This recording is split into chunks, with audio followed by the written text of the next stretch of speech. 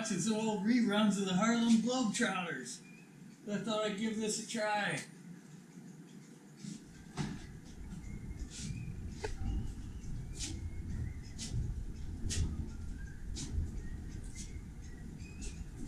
It's working!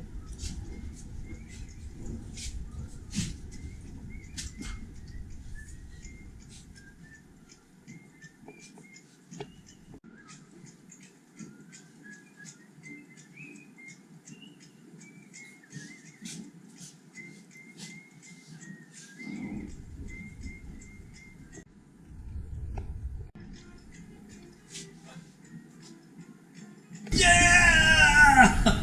I told you I could make that shot. That is no problem. Now, let's see if we can go get this thing installed in the car, and hopefully it's going to work just as well as that shot did. Let's do it.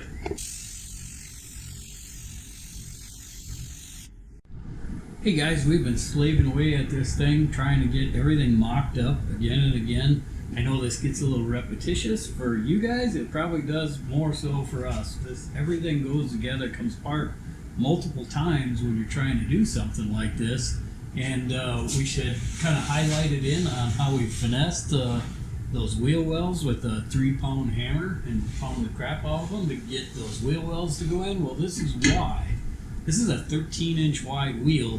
We had shown you the 20 by 12 that we had on here before. These I ended up picking up from a friend of mine, and it just so happened to fit the offset of this narrowed rear end almost perfectly.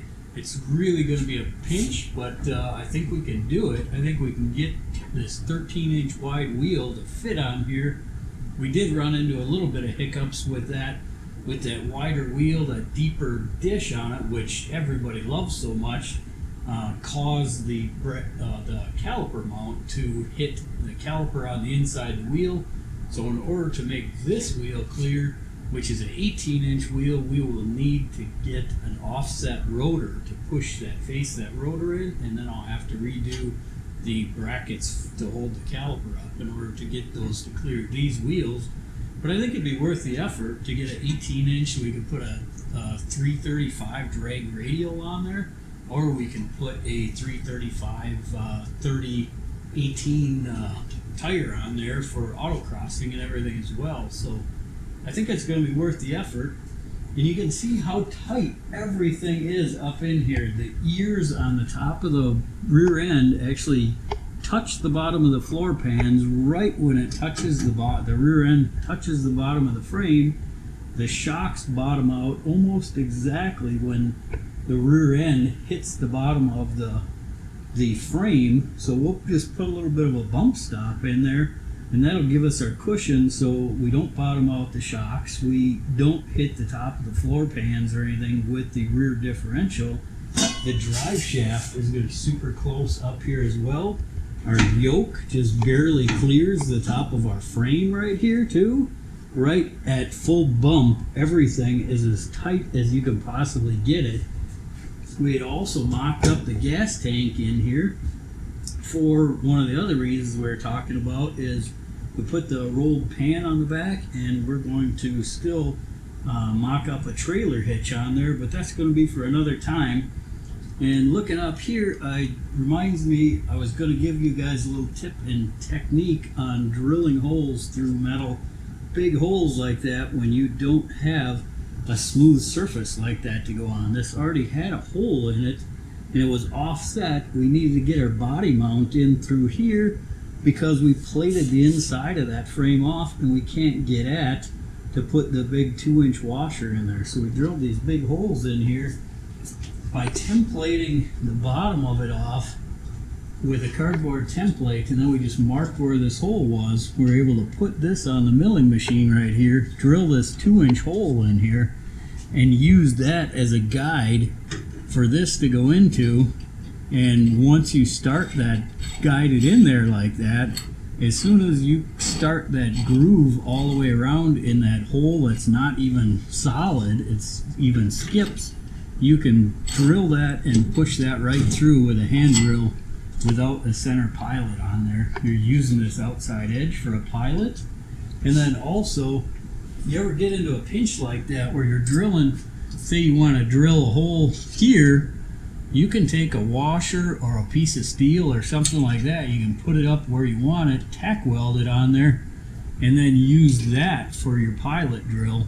So you still can get offset on the, you can hang it over the edge, you can do things as long as you have that center pilot in there. You can get a hole in it, or if you have the outside pilot, it still works great. So there's a little tip and technique, whether you're running wires through your firewall or if you're running exhaust through a cross member or whatever.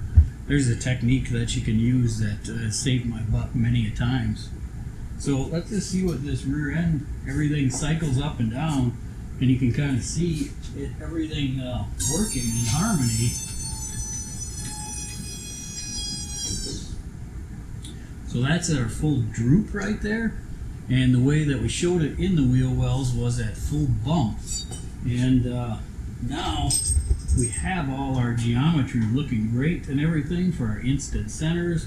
Our shock mounts all fit in here. We got our top cross member all tacked in there as well, and that fill cap for the rear differential actually barely clears the cross member up there as well at the same time when it's at full compression. So we're pretty much buttoned up with this. We got a couple more braces to make for our trunk hinge brackets and the inside, but our tubs are all done.